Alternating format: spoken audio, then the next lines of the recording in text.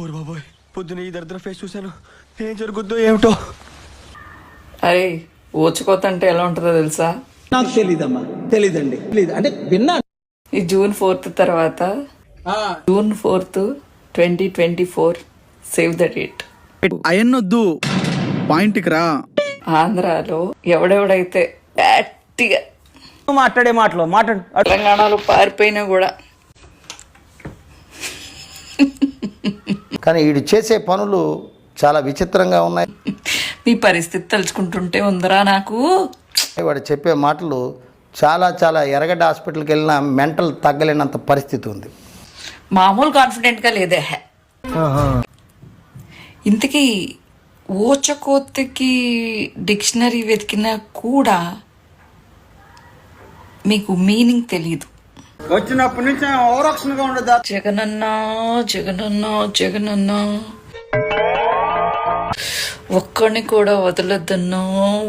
ఇది గుర్తుపెట్టుకో, తర్వాత మాట్లాడుకుందాం. వాళ్ళ తరపు నుంచి అలాగే ఈ ఆలోచించేది చదువుకునే రోజులు ఆలోచిస్తే మంచి డిగ్రీ అయినా వచ్చేది.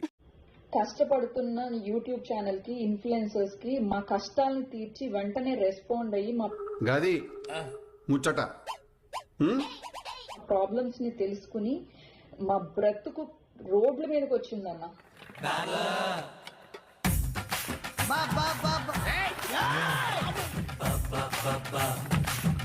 ఇప్పుడు మీరు రెస్పాండ్ అవ్వకపోతే కనుక ఆ తర్వాత నేను మీకు ఏం జరుగుతుందో లేనండి, సుఖంగా బతకనివ్వండిరా. దీన్ని బట్టి నీకు అర్థమైంది నీతేంటి? ఆడపిల్లలు ఇంత రోడ్ల మీదకి వచ్చిన తర్వాత ఇంకా బతికి కూడా వేస్తున్నాం మేము.